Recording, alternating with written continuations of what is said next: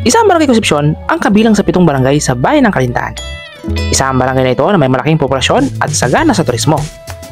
Bago man ito naging barangay, ito ay sakop ng Barangay Iriron. Ang tawag pa dito ay Sitio Bingag. Bagamat napakalayo na ng Barangay Iriron sa kanilang sitio. Kaya naman napagkasunduan ng mga matatandang namumuno dati dito na ihiwalay ito sa Barangay Iriron. Taong 1976, ito ay naprubahan sa Kongreso upang maging isang barangay. At sinunod na ito sa pangalan ng kanilang patron na si Immaculada Concepcion.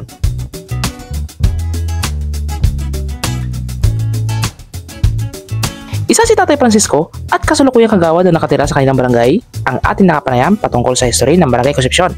Nagsimula ito nung Teniente del Barrio pa. So, ang tawag ng Concepcion hindi po Concepcion kundi Bingag. Bingag po? Bingag. Saan po nanggaling yung Bingag po? Yung Bingag ay nanggaling yan doon sa mga maningning na unang nila sa Concepcion. Yun ang kanilang tawag. Yung mga ninuno po, ninuno. Mga ninuno ng mga nariyan sa sentro, sa Portugues. Ngayon, ako naman ay dumating ang tatay ko ako dito sa Concepcion ay February 26, 1964. Ang dinatnan ko dito sa aking pagkakas, 14 years na rin ako Yung mga tao dito ay halos nasa 70 household lang. So, ang Ragara, doon kami, tawag nila doon, Ragara, dahil sa isang creek. Ang nangyari, dito naman sa Concepcion, nag-usap-usap ang matatanda ng mga original dito ng tao.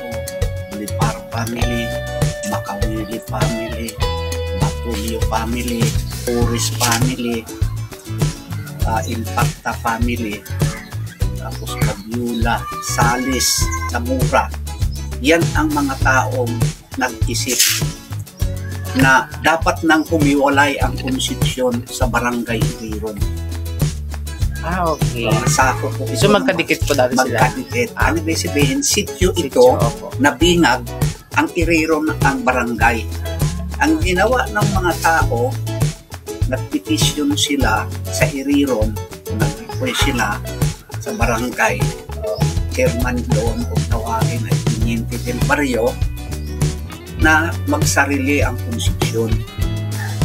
Ang ginawa naman, itong Teniente del Barrio ng Iriron, si Lucio Bautista. So ang ginawa na, inaprubahan niya ito na humiwalay ng Concepcion. Kasi malayo na rin po talaga ito, no? Oo. Parang napagkasundoan ang boundary, magsimula niya sa Batitabaw, papunta ng Silangan. Ganon. Kaya mayroon kayo makikita dyan sa may Mulawin, meron dyan kami dating palatanda. So ibig sabihin po ang Ragara ay sakop pa po ng Concepcion? Concepcion. Hindi. Ang nangyari niyan, sa pagsusumikap ng taga rito na matatanda, sa panghiling, inaprubahan ni Bautista. Ang ginawa naman, dahil may patron naman na dati ang Concepcion bagamat sityo, ang bumili ng patron ng La Purísima Immaculate Concepcion ay si Mrs. Olivar. Ang ginawa nila, sa pagbalangkas nila, ang ginawa nila ngayon, isinunod nila ang pangalan na Concepcion doon sa patron, kinalaw nila doon. Na ang ginawa naman nila, sapagkat ito pa noon ay sabi natin hindi pa naman talaga sabi natin na i-re-restro, nagpasa sila sa munisipyo ng Kahilingan. Kasi ang Sablayan, sakop yan ng Sablayan noon ang Calintaan. Naaprubahan din yan ay 1967. So ipinasa ang papel sa Calintaan. Pagkatapos niyan, dinala sa Kongreso, ay sa provincial, bago dinala sa Kongreso. Ito ay naaprubahan sa aking pagkakaalam, January 22, 1976. So, tagal na rin po. So, matagal na. Pero, mali yung amin nakalagay na logo. 1959 ang nilagay nila. Ang unang tinawag na kapitan dito ay si Gregorio Quinton Sr. 1972 to 1982. Oh, nawili ba kayo sa kwento ni Tatay Francisco? Ngayon alam niyo na kung paano nagsimula ang Barangay Concepcion. Alam niyo bang ang barangay na ito ay mayaman sa likas yaman ng dagat? Bukod sa pagtatanim ng palay at pagsasaka sa bukid, pahingisda ang pangunahing pinagkukunan nila ng kabayan nito. Tunay ang kamangha-mangha ang kwento ng bawat barangay. Kaya kung isa ka sa residente ng Barangay Concepcion, dapat ipagmalaki mo ito at pagyamanin.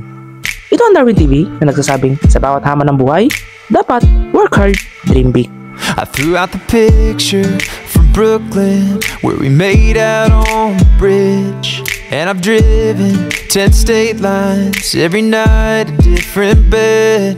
Thought that Kentucky bourbon would stop the hurting, those Georgia peaches will make it easy. But everywhere I go, there you are. I guess you can't escape a broken heart. New towns, fresh faces, different bars.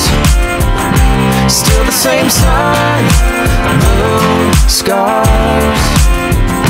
Went out to Venice Beach, but had to leave when they started playing our song by Petty. That windy city just ain't as pretty without you making the memories with me. Yeah, those Vegas nights don't shine like your eyes, 3,000 miles and out of sight. But everywhere I go, there you are. I guess you can't escape a broken heart. New towns, fresh faces, different bars.